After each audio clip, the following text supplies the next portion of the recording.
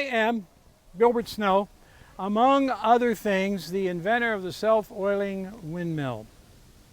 Question for you: what is defined as the western prairie, the western frontier in this country? What part of the country is the western frontier? Anybody know?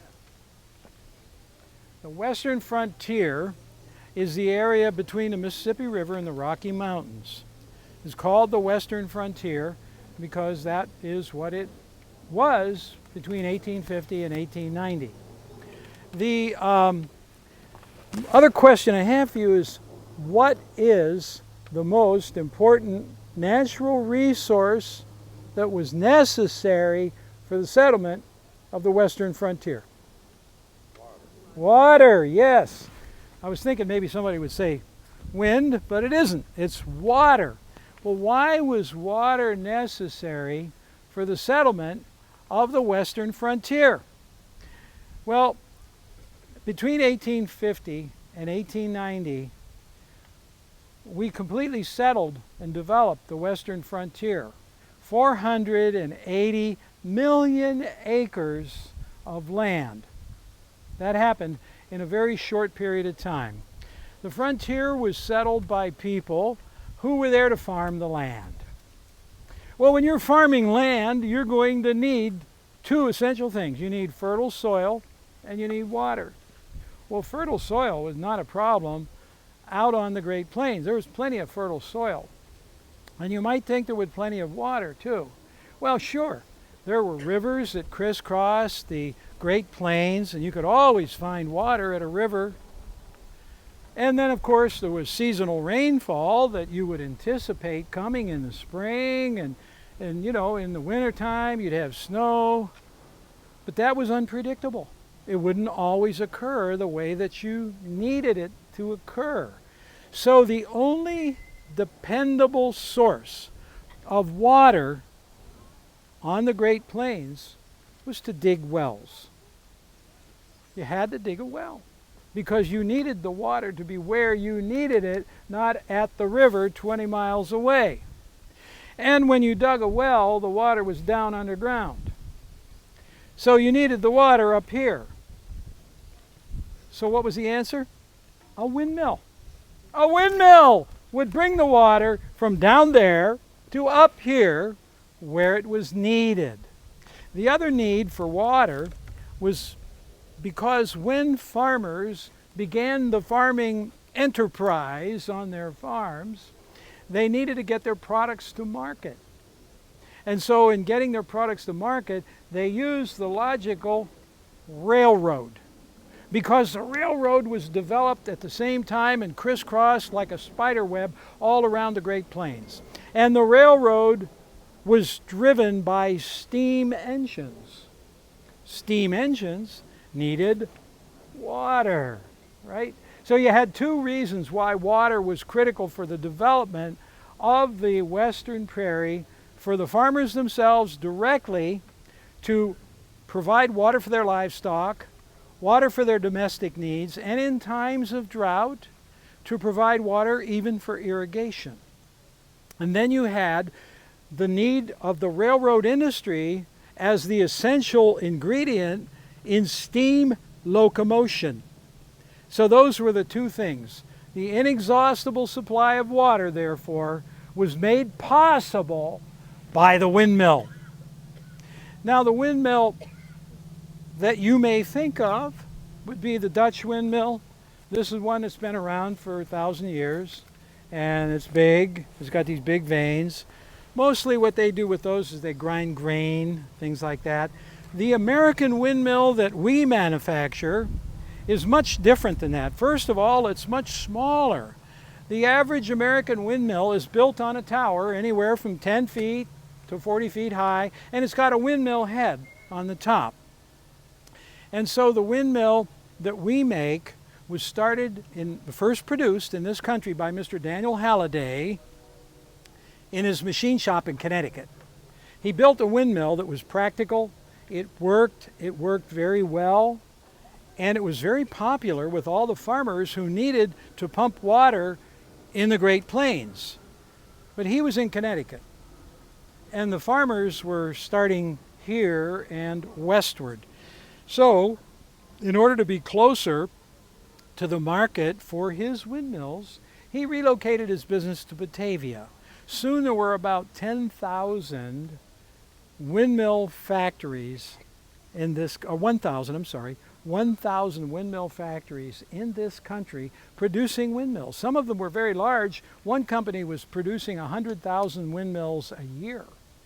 At our factory, which was located on North State Street in Elgin, we were shipping 50 windmills per week out of our factory to the farmers and the railroads out on the western prairie.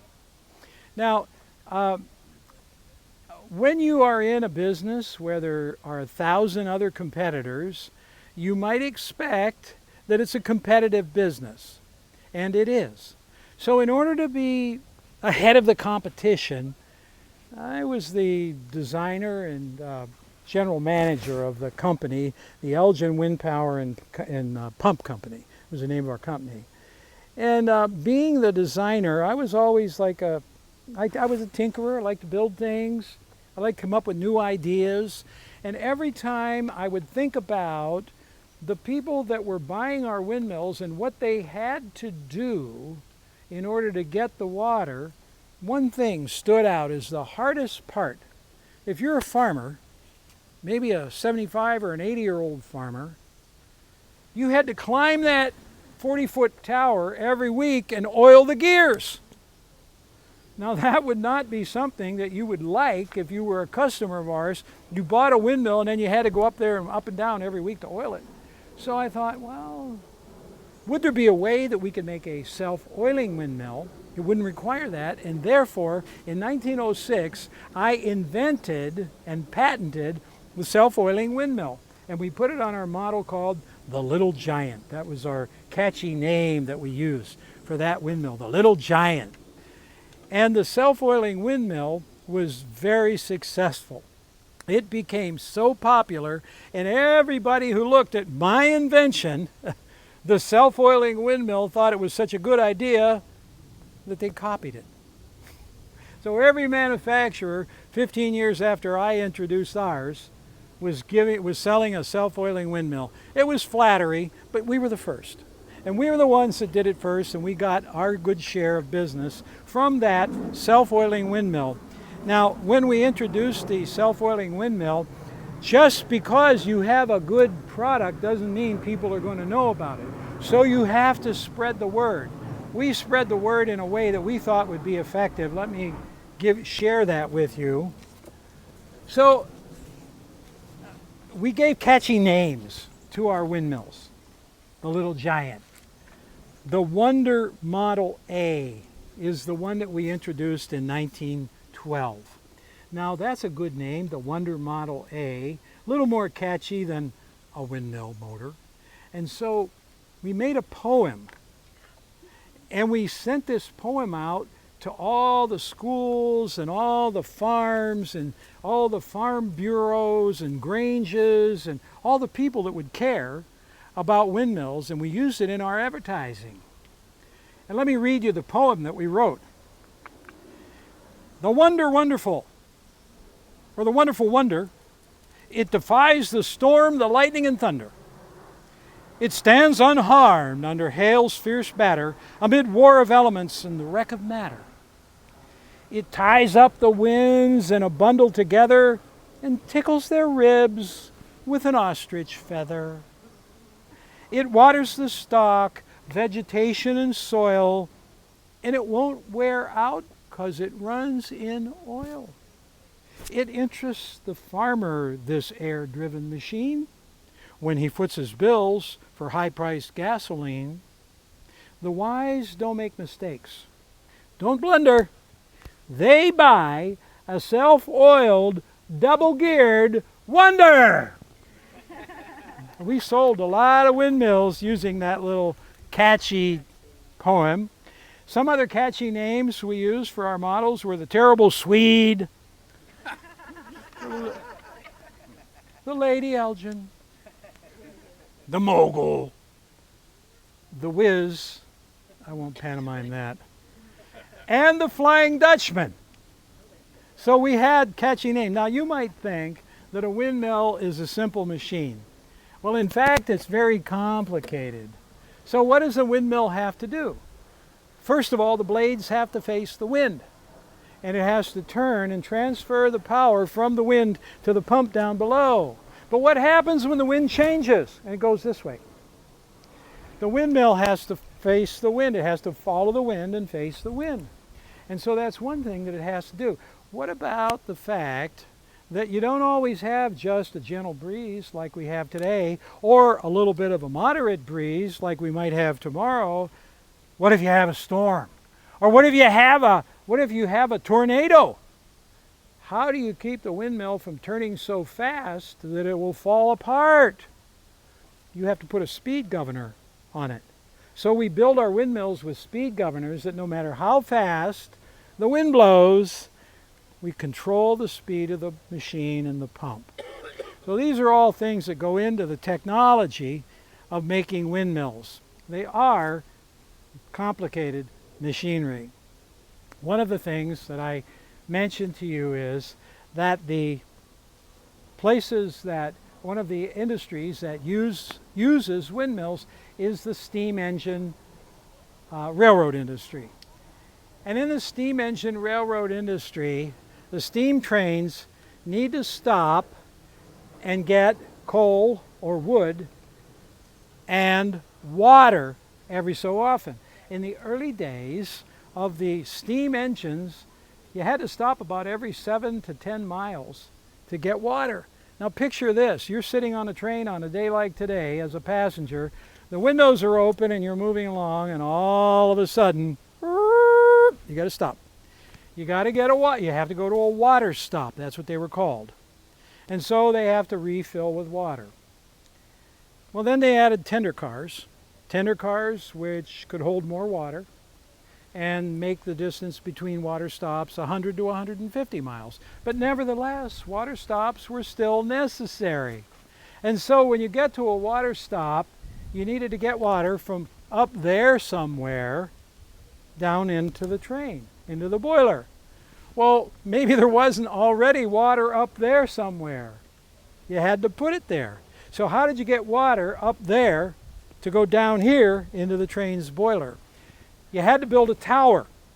So you build a tower for water and make it high enough that when the engineer pulls up, he can jerk on the chain, and the water crane comes down, big tube like that, and fills up the boiler in a matter of minutes. But still, how do you get that water up in that tower when you're out in the middle of Nebraska or North Dakota? Well, you drill a well right beside the train tracks, and you put a windmill on top of the well, and you hook up the windmill to keep the tank filled so that it's always full of water when the train comes along. And a lot of times these little water towers or water stops became places where people congregated and started little towns. And invariably these little towns were referred to as jerkwater towns. So there is the name and where it came from. Well, we here at Elgin Wind Power and Pump Company are very proud that we have been able to be part of the development of the Western Prairie and the development of this great country. And we did it all in a very simple way. We found out that the farmers needed water and that the railroads needed water, and all we did was bring it up to the surface with windmills. A very simple proposition. So thank you very much for coming to visit today. Hello everyone, welcome on this very, very warm fall afternoon or morning. My name, as you said, is Laura Davidson Sears. Such a significant portion of my life has been dedicated to education, and specifically to the educational institution Elgin Academy. Therefore, with your permission, I would like to weave the history of Elgin Academy into my history. I was born July 10th, 1854, to Orlando and Caroline Gifford Davidson. Now, you may recognize my mother's maiden name. She was a daughter of Laura and James Gifford, the founding family of Elgin. Grandfather Gifford actually signed the charter for Elgin Academy in 1839. However, due to financial issues, the school was not able to open for 17 more years. Unfortunately, grandfather did not have the opportunity to see the school open. He died in 1850. You must know that during these early years, there was no public high school in Elgin. In fact, there were very few public high schools in the entire United States.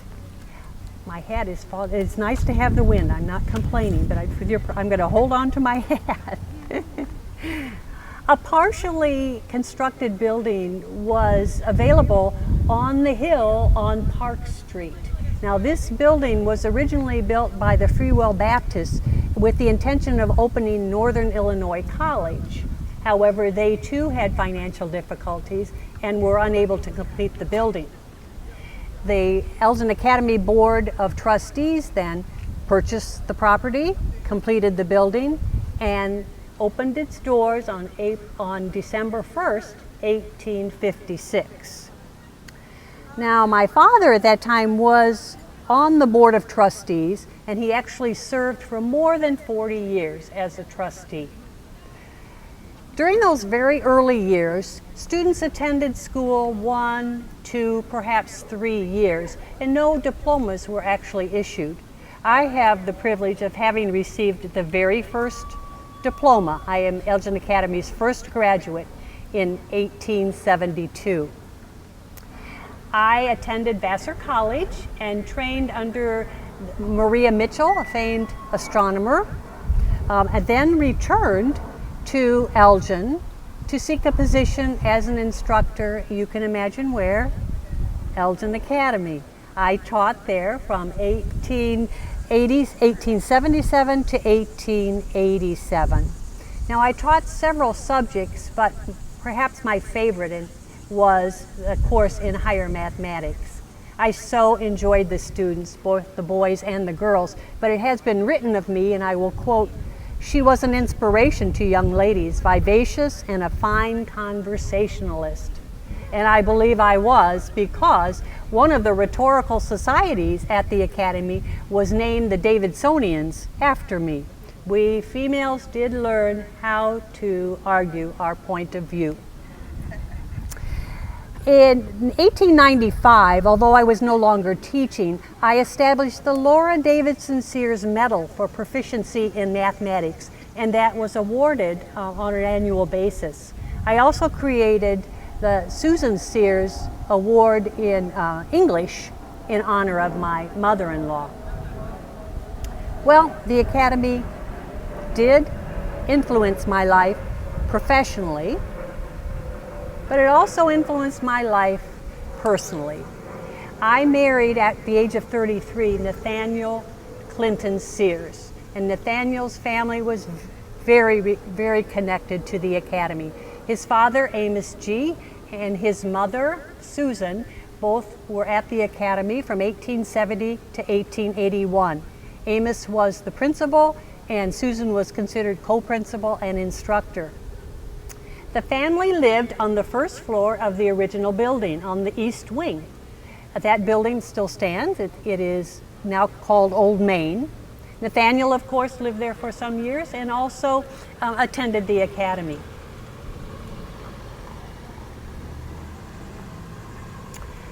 I remember our wedding day as if it were yesterday. We were married May 26, 1887. In the Congregational Church in Elgin. 500 guests attended our wedding ceremony. Later, we had a smaller reception in my family's home. Then Nathaniel and I took a 6-week honeymoon in the East. After returning, we resided in Chicago, where Nathaniel practiced law. I'm very proud of my husband, after 15 years of practicing law in 1893, he was elected to the Superior Court. He then, 4 years later, was put on the appellate court and served in that capacity until 1903. Now, during this entire time, we lived in Chicago, but we also purchased a home in Lake Geneva, our wonderful summer home, Glen Fern. After retirement then, we moved to Daytona Beach, Florida, and alternated our residence between Florida and our home in Lake Geneva. Now, you may ask, is the only common interest at Elgin Academy? But it was not, although it was a big focus in our lives. We also had other common interests. I love accompanying Nathaniel on his hunting trips in the Dakotas. He did that annually. And I so enjoyed fishing with him up in Eagle River in northern Wisconsin. It was probably because we had no children of our own that we did focus so much on the academy, focused our interest and our finances. We financed several buildings there, dormitories, a dean's residence, a gymnasium with a swimming pool. We also provided funds for the athletic field, which is near Lord's Park. But my favorite building and our greatest legacy, I believe, thank you, is the Laura Davidson Sears Academy of Fine Arts. Now, this was named by Nathaniel to honor me, and perhaps that is why it is my favorite building. It's Georgia marble in the Greco-Roman style. The sculptor Loreto Taft created a replica of the Parthenon frieze on its portico, which is difficult to see in the picture. It was dedicated on June 14, 1924, and it was built to be permanently devoted to art purposes, specifically to showcase the more than 100 paintings that Nathaniel and I had collected over the years and donated. Now, these were American artists. One of them is George Washington at Dorchester Heights by Gilbert Stuart. Huge painting, 6 by 10 feet, and that is still in the gallery. In 1927, a Boston art critic actually said that our collection of Americans was the finest collection in the world, which is quite an accomplishment.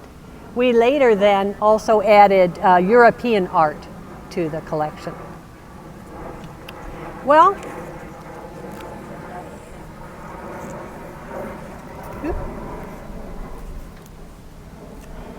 on April 3rd, 1930, after several years of failing health, I died in our home in Florida with Nathaniel at my bedside. My remains were then taken to Elgin, and on May 24th, a memorial was held for me in the Congregational Church there.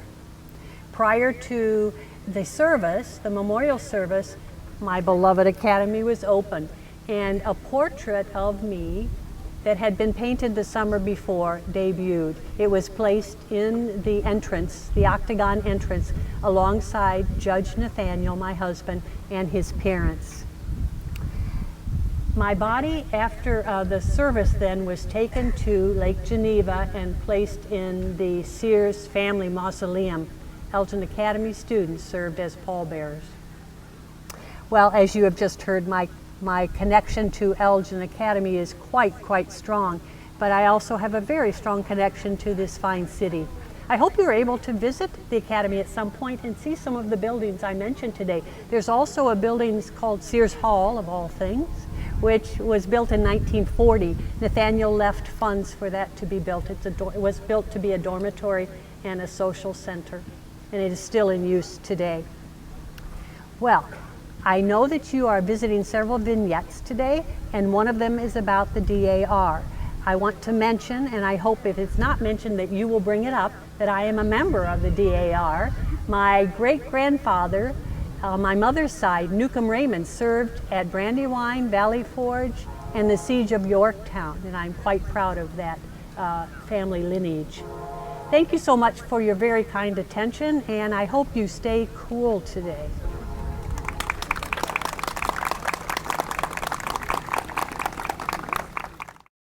Hello everyone, welcome. My name is Libby Gohl, and I would love to tell you about my life's work, caring for our neighbors. I was born in Wittenberg, Germany in 1876 and came to America when I was just 4 years old. I came directly to Elgin and stayed here for the rest of my life. My family was large. I had 5 brothers and 4 sisters. I never married or had children of my own, but I remained close to my family throughout my life. As a young woman, I worked as a housekeeper in the home of Judge R.N. Botsford. Already I knew what I wanted to do. I wanted to help the people of Elgin who needed me the most. I saved my wages, and in 1909, when I was just 33 years old, I purchased a lovely Italianate home on the northeast corner of Villa and Liberty Streets. The home had belonged to Judge Edward C. Lovell and his wife Carrie. It was truly a stunning home. Tall ceilings, arched doorways, and 6 fireplaces. Judge Lovell had died a few years earlier, and the home had been established as a 6-bed sanitarium. It was caring for those convalescing from illness. It had always been my goal to help my neighbors, and I set out to make this property unlike any other in the Fox Valley. I named it Rest Haven. Rest Haven would be a caring home for those recovering from illness or needing the support of a care center due to mental illness or age. Initially offering only the 6 beds, I knew that I could serve more of my neighbors if I had additional space. I erected an additional building to the east of the main home in 1916.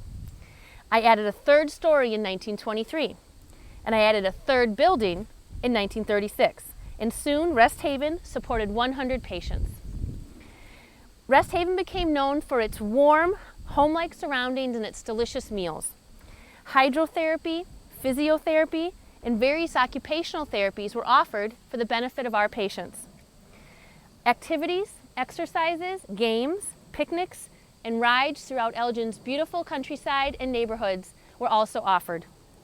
While our facility was non-denominational, we would gladly drive any able patient to the church of their choice in our very own motor car. Serving the residents of Rest Haven was my passion, but I could not turn my back on my neighbors throughout town. During the Great Depression, I was known to send groceries to families in need and to feed anyone who knocked at Rest Haven's back door. Following my death in 1951, the facility was managed by my niece Minnie until 1959. At that point, the facility transitioned to serve those with emotional disorders or addictions. Rest Haven would eventually close in 1972 under pressure from the Illinois Department of Public Health. There were concerns with patient care, hospital staffing, and physical plant facilities. In 1981, the property was acquired by Forest Hospital and brought up to code. It was named Levelton Academy and became a residential psychiatric treatment center for adolescents. Levelton Academy would operate through the 1990s. The building would be demolished in 2005. If you pass the corner of Villa and Liberty Streets today, you'll see a Walgreens. And that Walgreens shares the same address that was once held by my Rest Haven, 600 Villa Street. The stone arch near the sidewalk still stands today. You'll see it in the photo here. It's the same stone arch. It still stands in front of the Walgreens today. It's the same stone arch that brought patients, neighbors, and friends to my front door. While Rest Haven is no more, I hope my work lives on in the hearts of kind people all throughout Elgin. I leave you with a few lines of poetry written in my honor. Some grieve, for life's burdens have crushed them, until all seems so futile and grim. They've worried and sleeplessly fretted, till to them the whole future looks dim.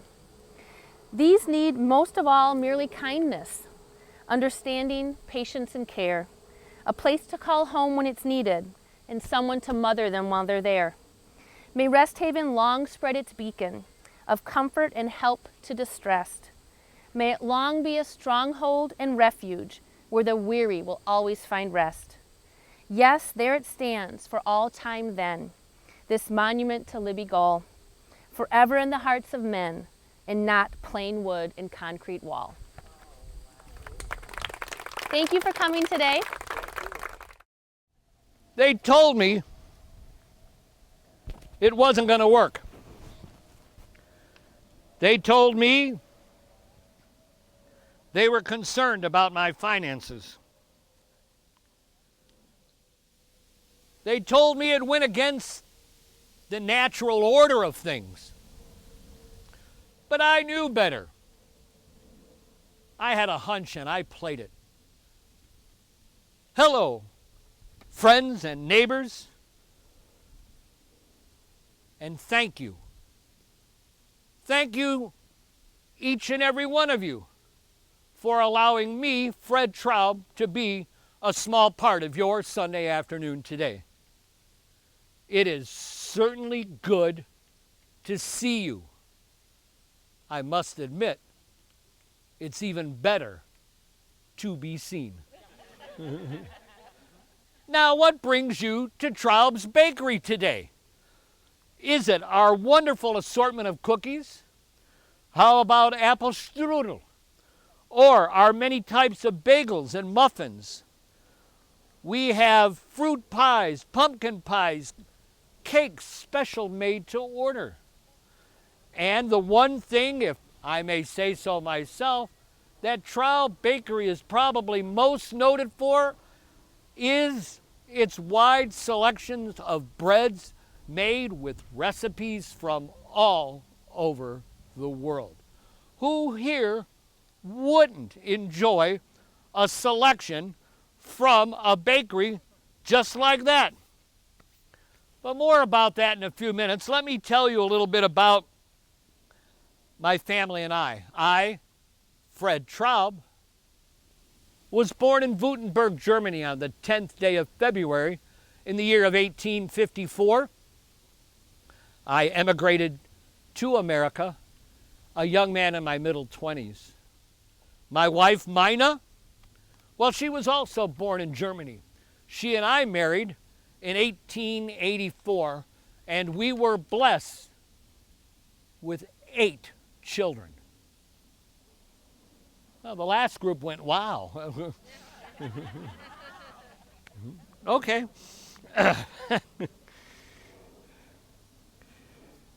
Mina used to love to work in her garden. She used to raise chickens. You know, we lived up here at 625 Lily Street on Elgin's east side, right smack dab in the middle of the Jonathan Force subdivided area. I don't know, Paul, perhaps you've heard of this gentleman before? Jonathan Force? I often wondered why he wore such heavy-duty braces. Anyhow, our children's names, in case you are interested, are Charles, Emma, Louis, Lydia, Paul, Henry, Edward, and Fred Jr. Well, I'm impressed I remembered all that. It's a tough crowd here today. Probably the heat. Our kids all enjoyed various projects around the house. For example, each week when they would come over to visit, and it was about once a week where the entire family came over to visit, well, first off, the family was only ever got larger, it never got smaller. Seemed to me that there were new members all the time. And so we had special rules we had to put in place at the house. For example, we could never, ever allow a child above the last step of the upstairs. And then, of course, no children were allowed in the cellar, ever. The cellar, well, that was for us men folk. You see, there was a rather large wine press down there hidden in plain view, which made really good use of the grapes growing outside on the trellises. Now those chores, you know, that big family, we all have chores, and my sons had one they didn't like a whole lot.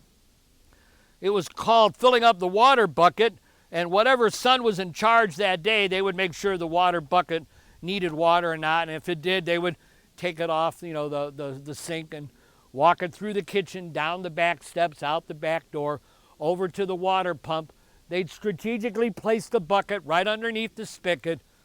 They'd get behind and they'd pump it full of water. And once it got full of water, they would take the bucket, go through the back door, up the back steps again, through the kitchen, and put it on the left side of the sink where it belonged. Now my girls, Lydia and Emma, they also had chores, but it was more along the lines of helping their mom out with chores around the house, cleaning, food preparation, that type of stuff. But each and every one of them had their own things to do. But as a family, we did not believe in our images being taken, meaning there really weren't a whole lot of photographs taken of us. We made some rare exceptions, but the word rare is key there. Somewhere in the middle to late 1880s, I had an idea to open a bakery right here in Elgin against tremendous criticism. But I entered into business in 1889 and located at 61 Douglas Avenue. I'm told by an earlier group a place exists there today called Arabica Cafe. Perhaps you're aware of it. I was told that most people would continue to do that which they've always been doing at their own home and doing their own baking. They wouldn't have a need for my products. The minute I opened up the doors to Traub's Bakery, I want to tell you that all changed, every bit of it. And why wouldn't it change? Look at the selection here that you can have that you're not going to find in any single kitchen in Elgin at one time ever. I mean, after all, their assortment of cookies, the breads, the pies, the cakes, high quality items, freshly baked goods every day, low prices, and did I tell you, we even delivered. I continued the conduct of the business until January of 1924 when I decided to retire. Then my three sons, Charles, Edward, and Louis, took over the business. And they continued the conduct of Traub's Bakery until I believe it was late October of 1938 when we closed up shop for good. Now on a more personal note, it was noted that I was a very fair man, a very honest man. I was diligent as a worker and had high morals. I was a very generous man. Being a member of rank of the local Apostolic Christian Church a few doors from my home, well, oftentimes I was relied upon to set right any wrongs that there may have been. And many of the time when my front parlor was used for that exact reason. It was approximately 8.5, 9 months after my retirement that on the morning of September the 25th, early in the morning, I quietly passed away at home. And for those of you maybe doing the math, yes, that's 93 years ago, 93 years ago tomorrow. In closing, please allow me to bring to life something that may already be abundantly clear to you, but in the event that it's not, my life's work says it bears repeating. This message isn't for just the youngest of you. It is for each and every one of you, dear souls that have come out in this heat today. Unprecedented. I feel like I owe you something you can take away to help you in your life. And that is this. Never, ever allow anyone to stand in the way of your dreams. Never let anyone impede upon your progress in life. And never, ever listen to the people that tell you it can't be done. For it is my belief that your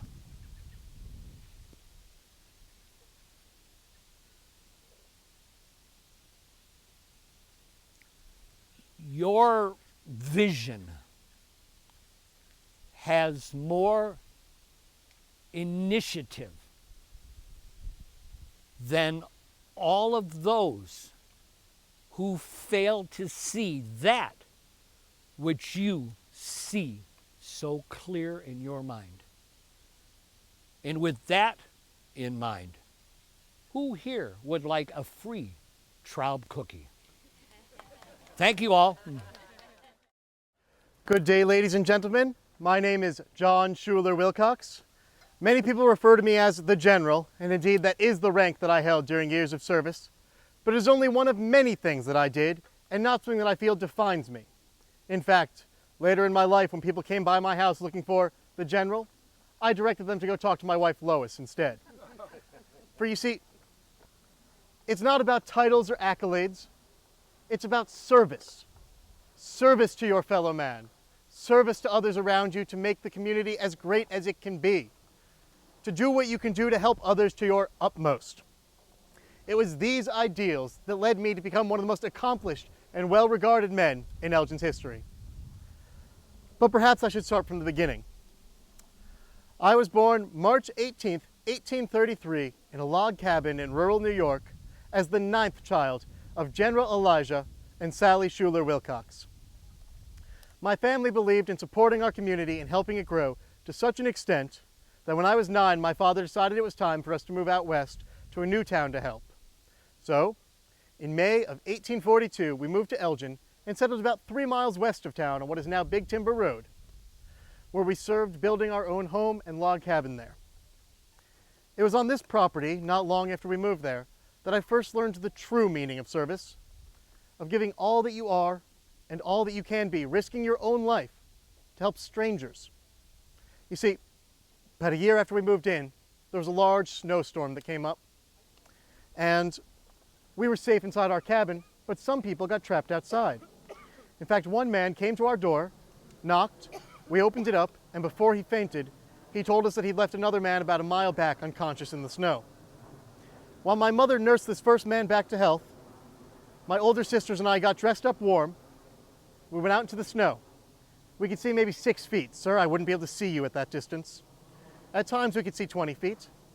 We walked almost a mile through the blizzard, and we found the other man, still alive. I was 10 years old, and we picked him up, and we carried him back home. We nursed him back to health, and a day later when the storm broke, we brought him safely to Elgin so he could recuperate. Now, you might be asking, how did a 10-year-old carry a fully grown man? We worked on a farm. It was hard work, but it was worthwhile work. It was good for the character. Now, how often do you work with oxen, sir? Not at all. Can you use 1 or 2 at a time, maybe? Well, an ox is a very large creature, but when I was a small boy, I was expected to run with 7 yoke of oxen for plowing our fields. I was the youngest, and yet this was my responsibility, and I proved to be good at it. My father was proud, and I was able to continually work on the farm until 1851, when I got my first job off the farm as a clerk at a general store in Union. I saved up some money in Union before moving on in 1852 to Galesburg, where I studied law for a year and a half before returning to Elgin to apprentice under my older brother, Judge Sylvanus Wilcox. Sylvanus was hard on me and made me learn and really understand how law can apply to help people and harm them, and to know how to help because it's so important. I learned the practice of law very well under him, and in 1855, I passed the bar. Now, not only did I start my own law practice that year and become very successful, but that was a big year for me in many other ways as well. You see, there's an organization that, it was new in my time, perhaps you know it, the YMCA. I became president of this organization and served for years, bringing in many fine and varied speakers who contributed to the cultural stew that makes our city so well thought of and regarded. That year was also an important year, though, for matters of the heart. I believe you've just come from seeing my wife, Lois. Well, that was the year that we got engaged in Galesburg when I was 22, and it was a year later, when I turned 23, that we got married.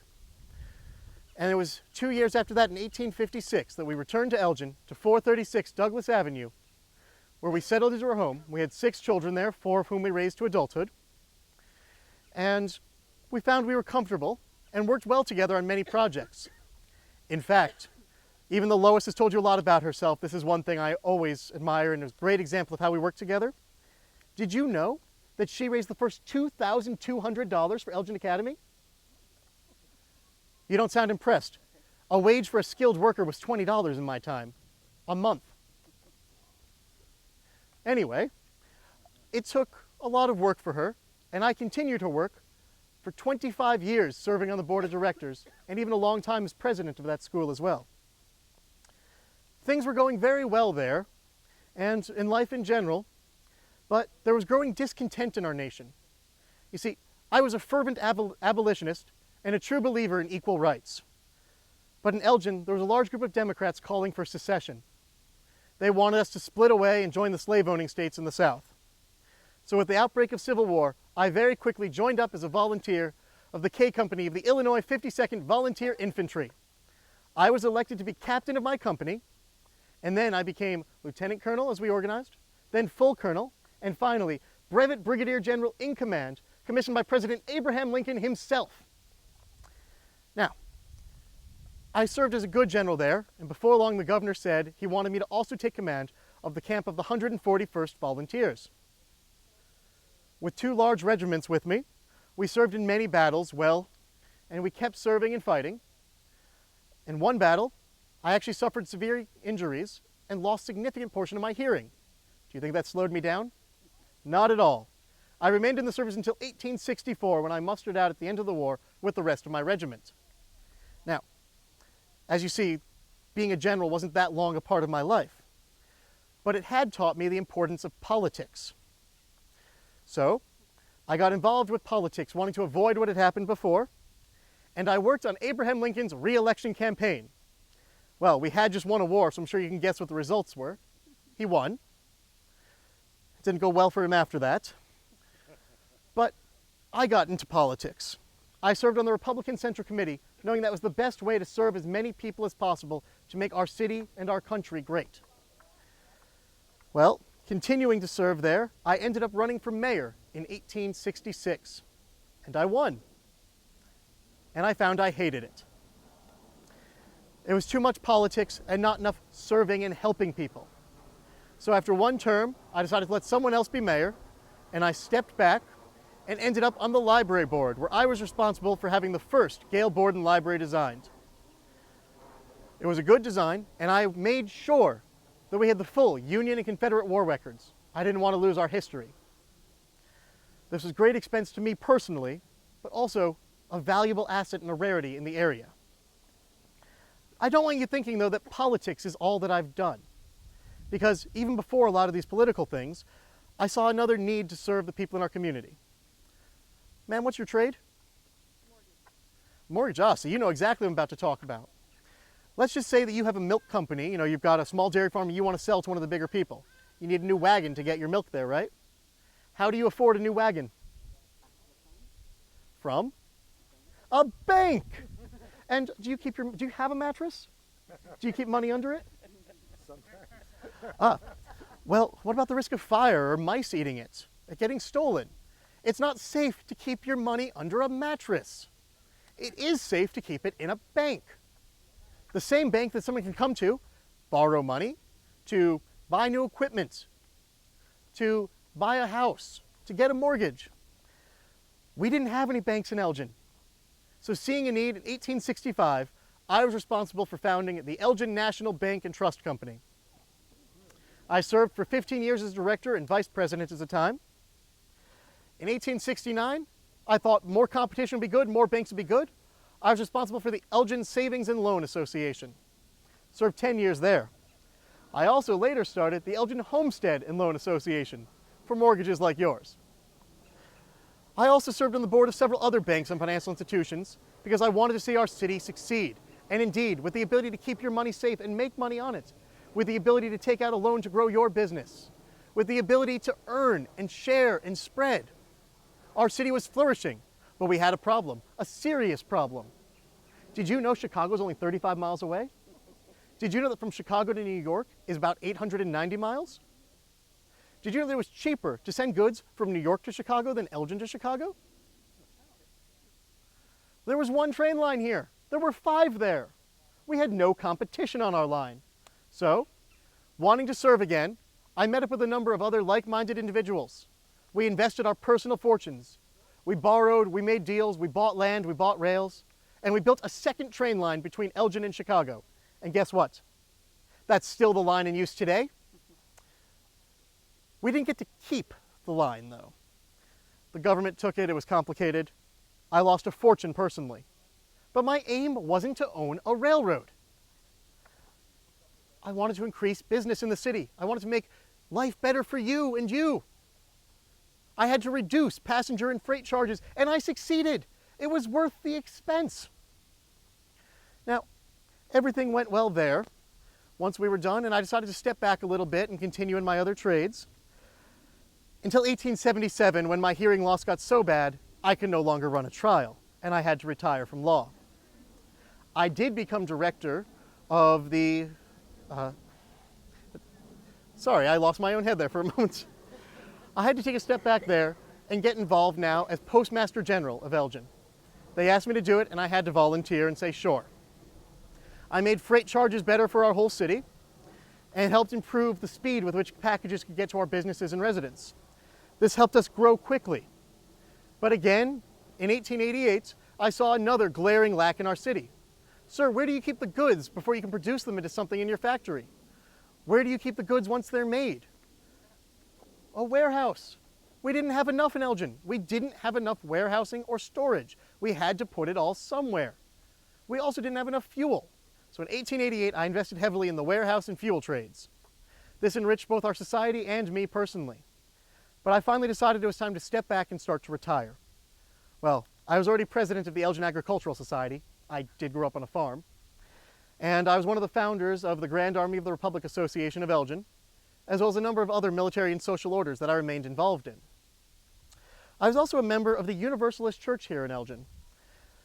This, along with the Congregational Church, was where a lot of the movers and shakers in Elgin went, and after services we could talk together and find ways to improve our city. At least, that was my aim. I continued to retire slowly and step back from things, and in 1916, Lois and I moved to Los Angeles most of the time to live with our youngest daughter who was out there. We spent 5 years as our health deteriorated, and in 1921, Lois passed away after over 65 years of marriage. I lived another 5 years after that until September 20th, 1926, when I was 93 years old. I always saw the beauty in everything that I did all that I could do to improve life of everyone around here and improve our community, and I think that I succeeded in doing that, and that is what made me enriched in myself. I would encourage each and every one of you to go out and do what you can to serve, to improve the lives of everyone around here. Find where your talents lie to make life better for everyone. Thank you for coming out, and I hope you have a great rest of the day.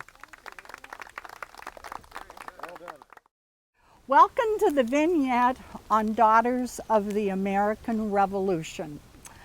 I'm going to try to give you a vignette that goes back to the 1870s all the way up to now. In the 1870s, a group of people in Philadelphia decided that they needed to celebrate something, and they were going to do it in 1876. Now, if you don't have to think too hard, you might come up with, gee, 1776 means something, doesn't it? So, they were a group of men putting their heads together and came up with a focus on patriotism, in particular because it was post-Civil War, and there were a lot of people who weren't even talking to their own family members because they were on either side of the line. Well, these men also weren't really including women either at the time. Women, most of them, if they wanted to and could, they maybe went to college, but they might not be employed. Or if they were nurses or teachers, that might be acceptable. Vote? How would you think they would know how to vote? And owning property, inheriting money and property was limited and controlled because that would be just too much for a woman. So the women were not put on to any involvement until they discovered in 1875 they were behind in raising money for the fair. Hi, women, how would you like to help us out? And they did with $93,000. And the women expected to be asked to do more than that, and could they have a display area? Oh, no, no, no, there's no room for that at all. During the time the organization was going on for the fair, some of the men were discovering that they had something in common of being related to someone who actually fought in the Revolutionary War, and they formed an organization called Sons of the American Revolution, and in their organization time they did not include women as members. And an article appeared in the Washington Post about that. And just what was this all about? Well, that got some women very interested, particularly those that were related to SAR members, and they were related to the same relative. And so a group was put together in Washington, D.C. to explore the possibilities of that. When they formed an organization, Mrs. Benjamin Harrison was asked to be the first president. They selected 3 goals or purposes to the organization. One was to preserve the ideals of men and women who achieved American independence by preserving historical spots, relics, and documents. Promote the cause of education, especially in the study of history. And patriotism in the various aspects that all could include. Those are still today the 3 guiding aspects of it. They also decided they wanted a building so they could do with what they wanted. And they started almost immediately raising money. They raised over $450,000, and in 1910 they built the building, and they also obtained 25,000 additional monies they needed.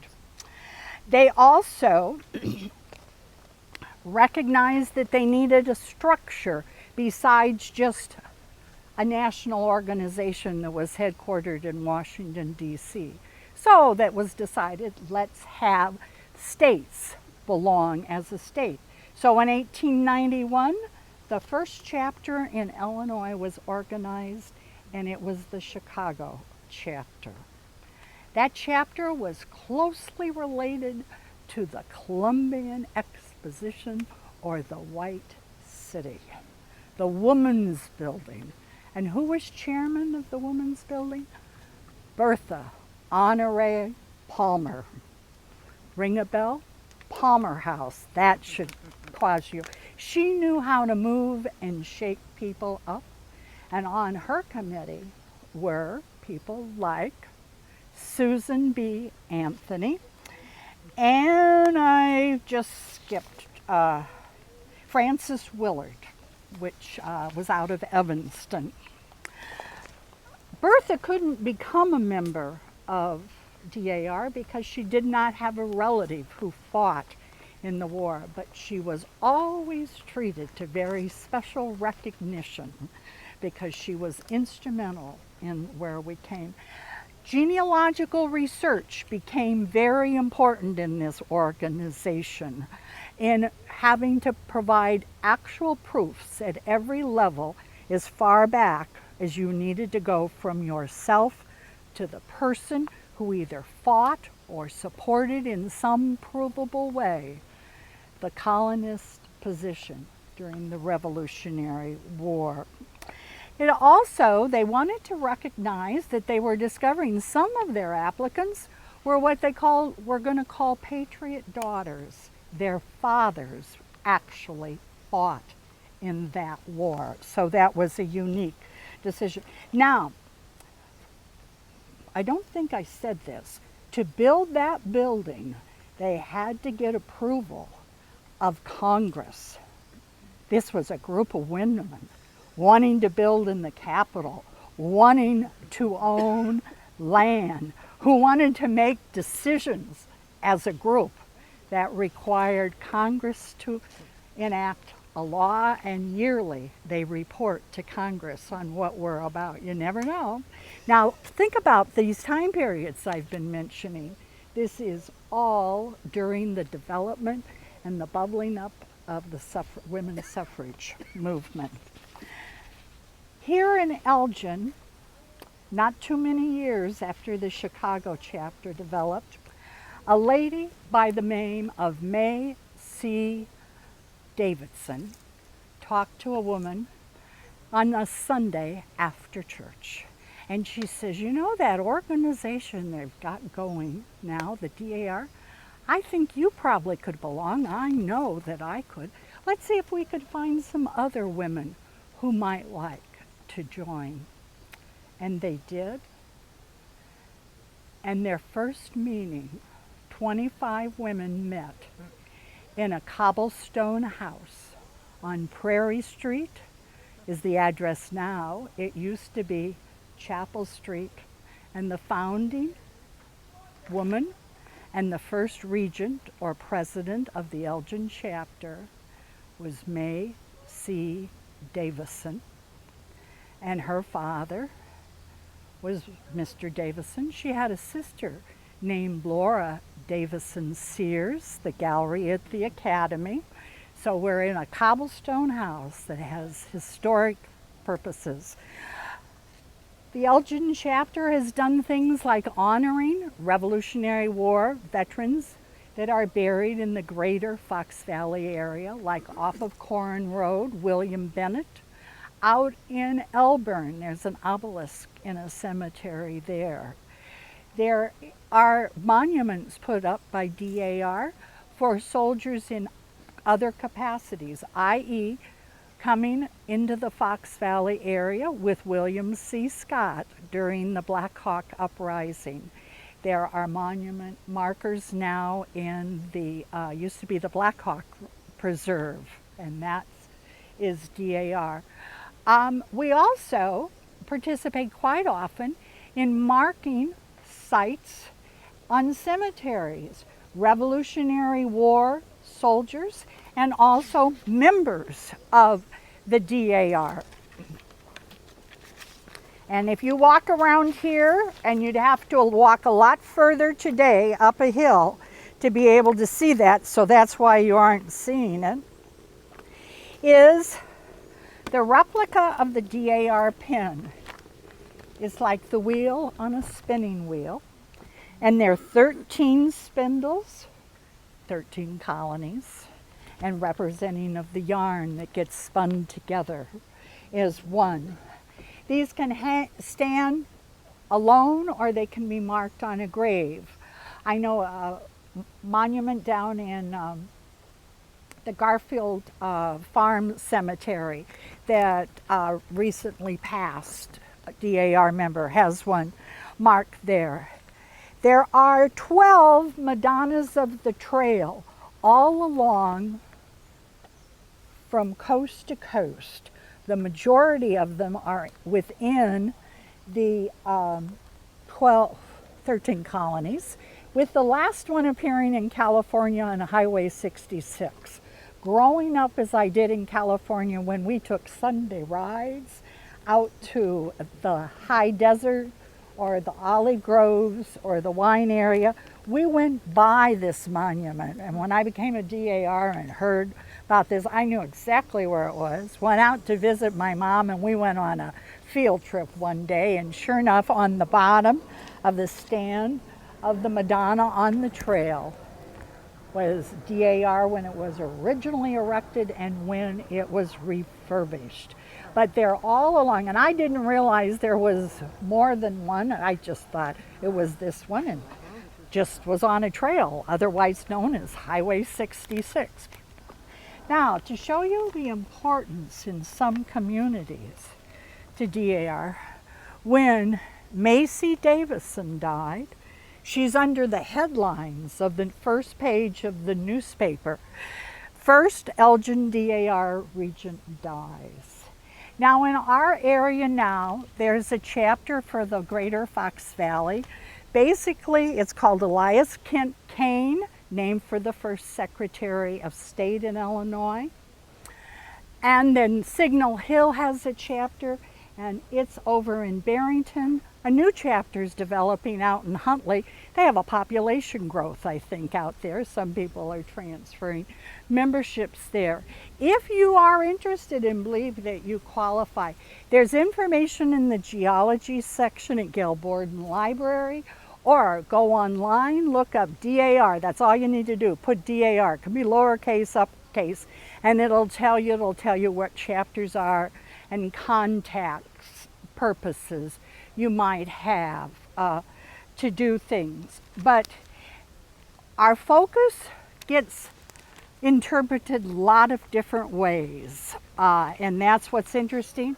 I find it interesting to get to know people from lots of different places who have lots of different interests. And we're so glad you're interested in dead people today. And some of you might be dead by the end of the time you're spending in the heat. I hear the clapping's going on down below, so thank you for joining us. Thank you. Thank you. This is the end of the road. It's also called the common grave site, but this is where a number of people that cannot be identified and their human remains are buried. As you've gone through the cemetery today, you've passed by a number of grave sites, some with very impressive markers, others more modest, but all of them put up by a loving family who wanted the deceased to be remembered.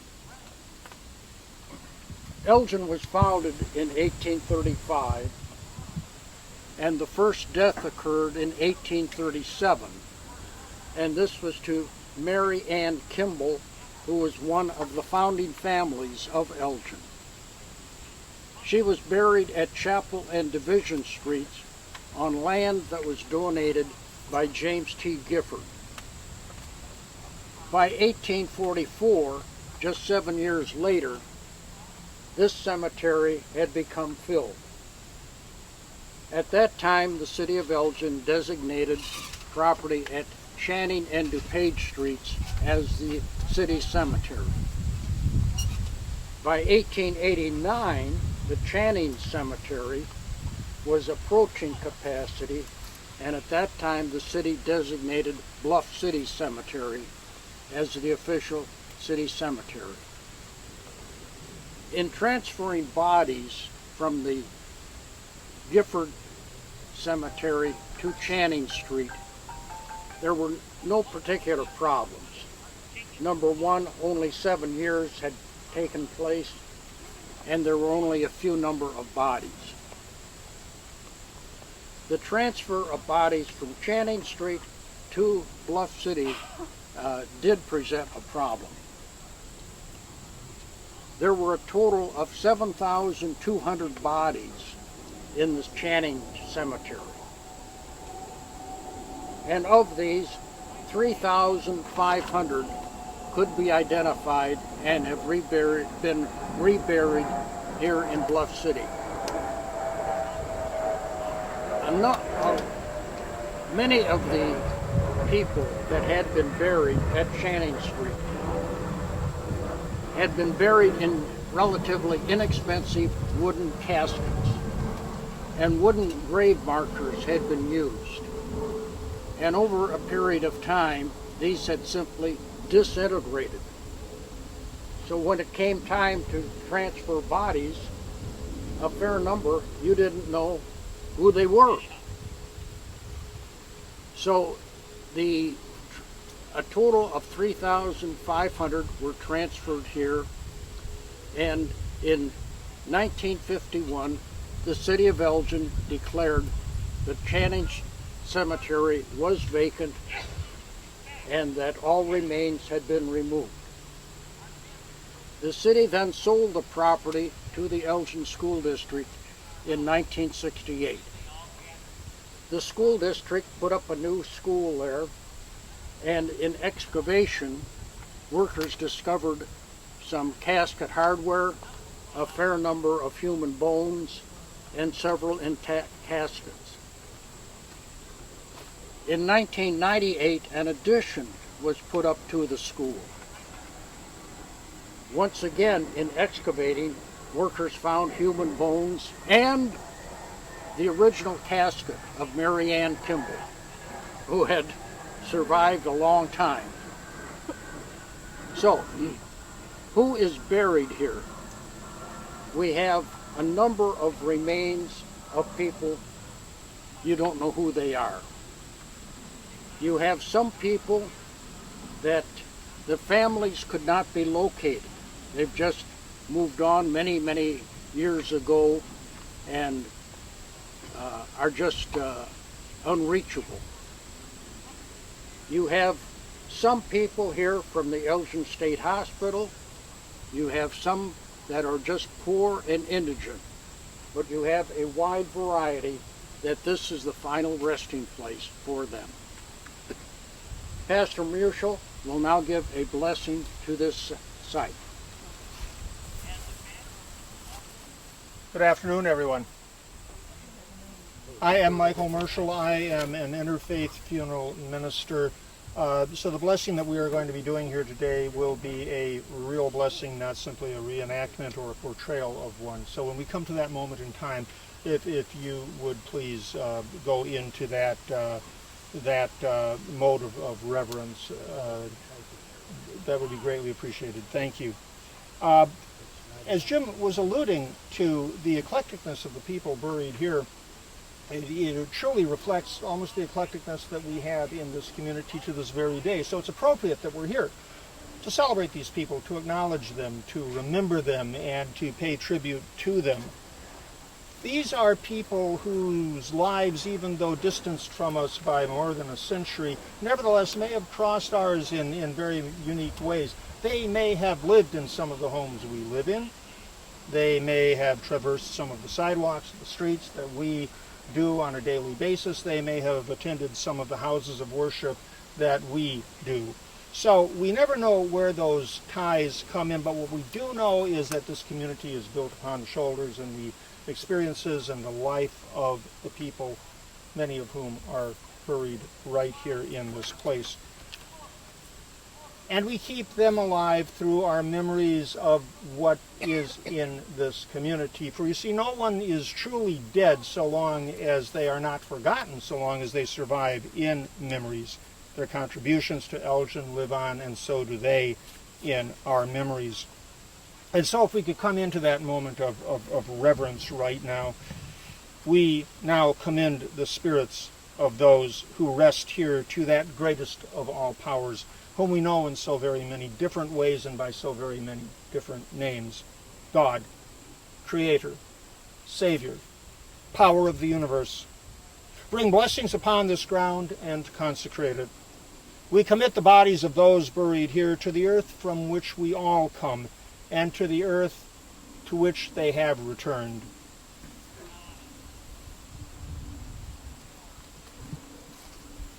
Earth to earth, ashes to ashes, and dust to dust. May that great power of the universe bless and keep them. May it shine upon them and be gracious unto them, and may it look upon them with favor and grant them eternal and everlasting peace. Amen. Here, these unnamed people will always have a revered place in this community, and from this day on going forward, this place bears witness to their memories. Here they will be remembered by generations as yet unborn, and so we leave our dead here in peace. With respect, we bid them farewell, and we go now in quietness of spirit to live well and pleasingly with one another. Thank you. Okay, good afternoon, everybody. Today we're here to honor a very special gentleman, Mr. Marvin Schmidt. For 23 years, Mr. Schmidt was superintendent of Bluff City Cemetery. Mr. Schmidt passed away earlier this year at the age of 98. He was born in Elgin and attended Elgin schools. At age 15, he went into dairy farming. In 1941, he married Ellen Lang, and together they farmed 250 acres and had a herd of 46 dairy cattle. He left farming in about 1958, which is when he went to work for the City of Elgin here at Bluff City Cemetery. He started out as foreman and very quickly thereafter became superintendent. During his time as superintendent, he had the groundskeepers trim every stone in the cemetery, not just the ones that families paid extra to keep up. In 1968, he felt Memorial Day was losing its significance.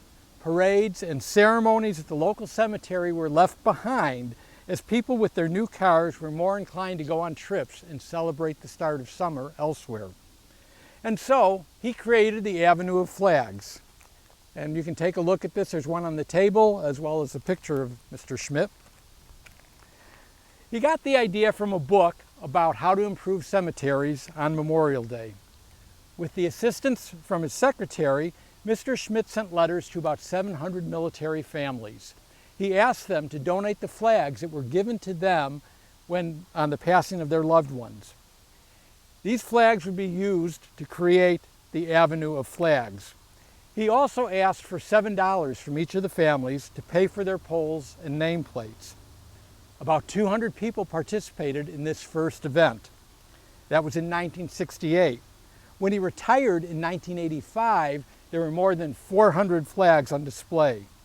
Now, there are more than 500 flags that are displayed along the avenue each year. Mr. Schmidt had said, and I quote, "Perhaps this tribute would give the upcoming generation a feeling between the cemetery and the past history and bring back the significant meaning of Memorial Day." So, thanks to Marvin Schmidt, every Memorial Day, Bluff City Cemetery has a ceremony where the Avenue of Flags provides a backdrop for the Elgin Patriotic Memorial Association's program honoring all military personnel. It is an impressive sight to see.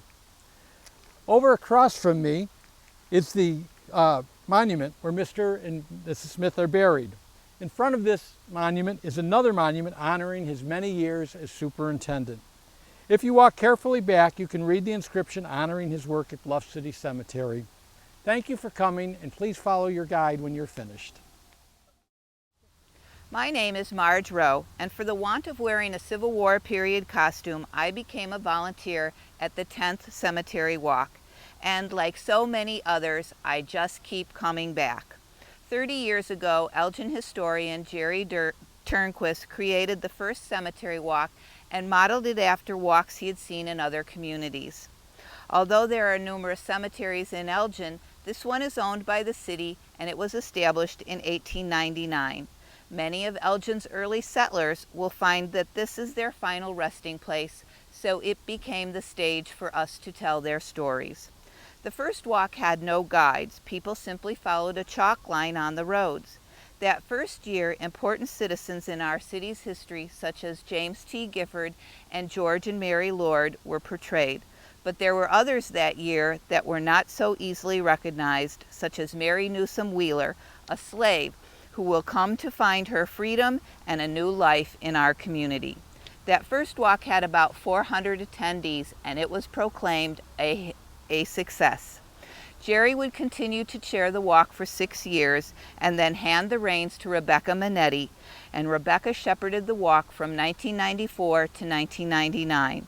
In 1997, to celebrate the 10th walk, she planned 2 walks in one day, 7 characters in the morning and 7 different characters in the afternoon. Notables such as W.W. Abel, Laura Raymond Gifford, and Hattie Hemmons were featured. Linda Rock and I took over in 2000, and we would share the walk for 7 years. 2 of my favorite portrayals was the first, John Thiel, who told the story of the murder of his son Frank in Dixon, Illinois. Frank Thiel was an 18-year-old Bible salesman when was murdered for his Elgin watch. John Thiel, Frank's father, was portrayed by his great-grandson, also named John Thiel, and John is now writing a book about Frank's murder and the infamous Bloody Gulch Road. Another memorable story was that of George Roy Coleman, an Elgin High School graduate that was killed just after his 22nd birthday at the Battle of the Bulge. By chance, we were connected to George's sister, who provided most of George's life background and allowed portrayer Jason Flax to wear one of George's uniforms. We were honored that his sister was able to attend the walk. Can you wait a minute? In 2008, Linda and I passed the torch to Laura and Steve Stroud. They brought their own touch to the walk by incorporating vignettes like this one to teach additional aspects of Elgin's history and the cemetery. In 2016, the Strouds worked with the city to provide a bus so that those with limited mobility could also attend and enjoy the day. In 2012, we saw the publishing of Silent City, capturing 25 years of history of the walk.